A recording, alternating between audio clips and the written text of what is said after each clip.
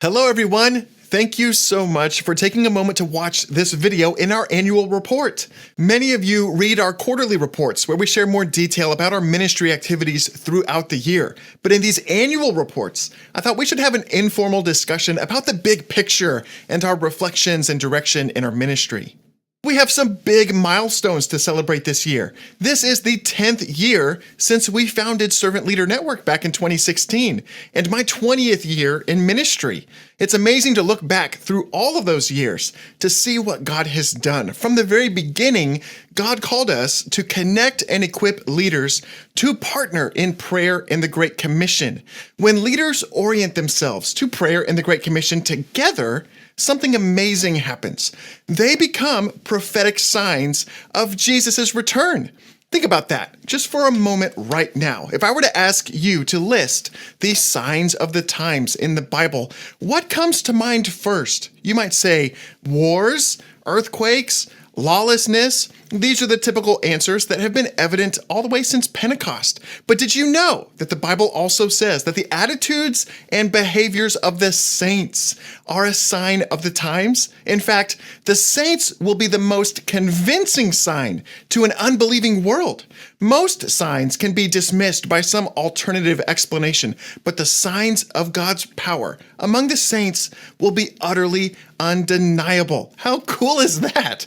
That's why Zechariah 3 has been such a theme verse for us, where God told Zechariah, "You are prophetic symbols of the Messiah's appearing."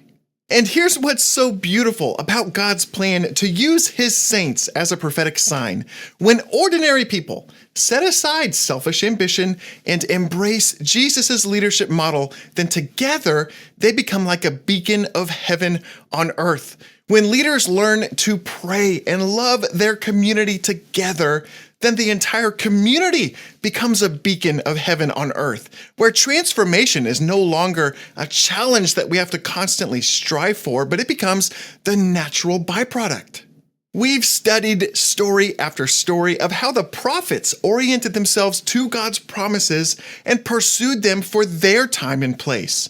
Servant Leader Network is meant to be a community where leaders can be awestruck by the beauty of Jesus, oriented to his promises, and discern together how to walk by the light of those promises in our time and our place. We are called to stoke the flames of what God is doing in communities like this all around the world.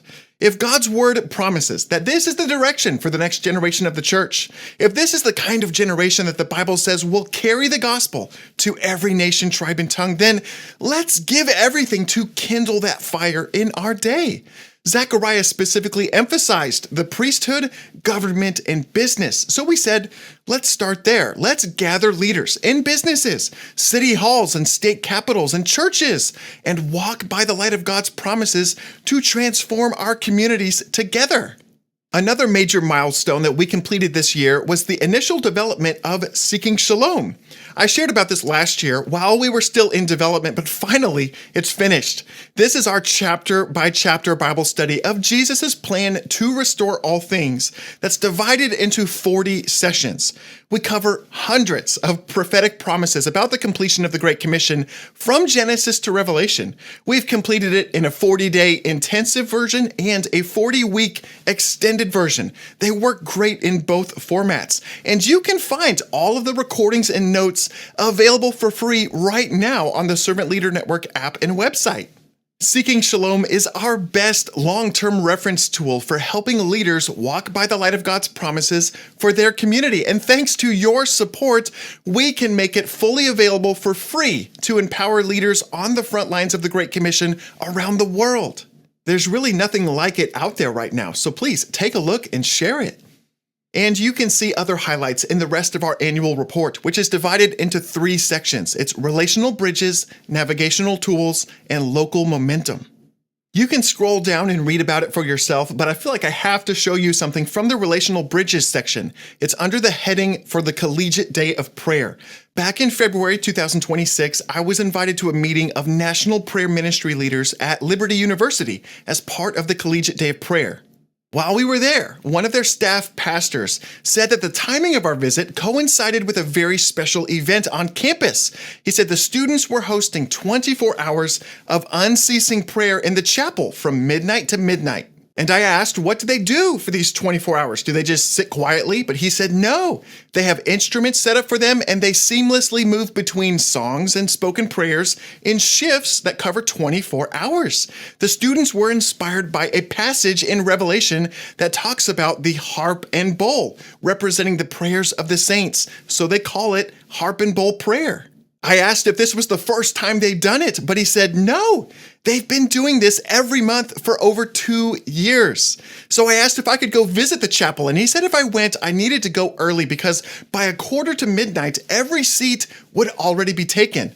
Now, I have to confess that I did not believe him at the time, but I had to see it for myself. So after a nap at the hotel, I went to the chapel at a quarter to midnight. Just like he said, every seat was already taken. Not only that, every spot on the floor was taken. I only found the very last sliver of wall to stand against. The students were packed in from wall to wall. It was hot, messy. It smelled of college kids at the end of the day, but already at a quarter to midnight, kids were gathering in groups and praying for each other. Others had their Bibles open.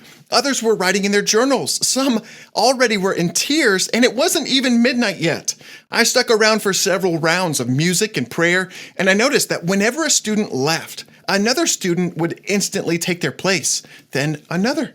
And then another. Now it was 1 a.m. and I realized that students were still outside waiting to get in. So I decided to give up my spot, and as I exited, I saw that not only were the entryway and porch full of students, but the school had set up overflow speakers facing outside so that just as many students could be spread out across the grass outside the chapel.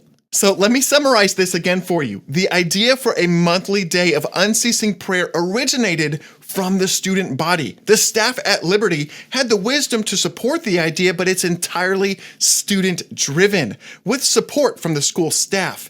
And it's gotten so popular that they're increasing its frequency. And come to find out, similar student-initiated prayer rooms are popping up in other Christian universities across America.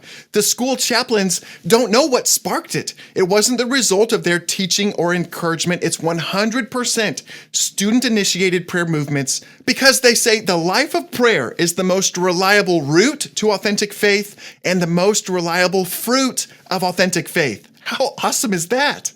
Having spent so many years as part of the prayer movement, I can't even express how much that meant to me personally.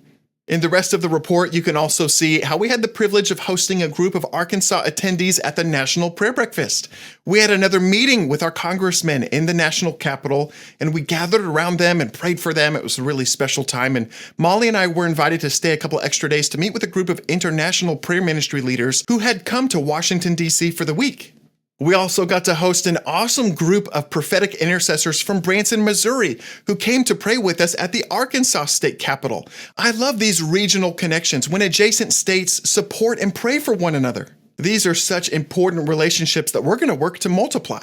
Then as you scroll down, you'll see the navigational tools. And we've already talked about Seeking Shalom. That's been a recent release that's been years in the making. But also you can see Omega Business. This fall, we have new Omega Business cohorts coming up where we discuss Jesus' business plan to restore all things. The Bible describes commerce as a front line for the Great Commission, especially at the end of the age. So these 6-week cohorts are an awesome time for business leaders to be oriented to Jesus' leadership in commerce and to be prayed over every week.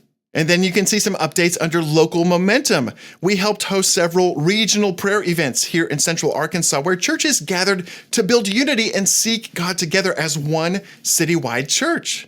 And you can watch the recording of the 2026 Arkansas Leadership Prayer Breakfast that we helped put together with the state legislature and hosted at the governor's mansion. That's really remarkable. And if you're in Arkansas or around Arkansas, I highly encourage you to come next year. And we have much more to look forward to this year. We're building more partnerships with like-minded leaders here in Arkansas and in other cities. And Arkansas has a big legislative session coming up this spring, so we want to invite you all to come with us to the Capitol. And we have more regional gatherings for business and civic and church leaders to work together as beacons of heaven on earth. I think there's something of an informal Arkansas Shalom Council to explore, where our state is covered in unceasing prayer and every household is shown Jesus' love in tangible relational ways. Arkansas can be a beacon of heaven on earth, and it happens through ordinary people like us who serve an extraordinary God. And we want to partner with like-minded leaders in other cities and other nations. And like I said, we have our fall Omega Business cohorts coming up. You're invited to join as we explore John 13 to 17 and pray for each other for 6 weeks. We'll be sharing more detail about all of this over the coming weeks. So if you have a question or you want more information about anything that's coming up, please reach out to me. Thank you so much for watching this video. If you're not already signed up for our ministry partner updates, you can click the button at the end of the report to sign up. There's no donation required. And we know that the extraordinary task of the Great Commission requires extraordinary acts of cooperation. Your generous support enables us to make everything we do and all of our material available for free. You can learn more about cash and non-cash donation options, as well as our financial details toward the end of the report. God has used your prayers and your support to make all of this possible, and we're so thrilled to share this journey with you. Thank you so much for your partnership.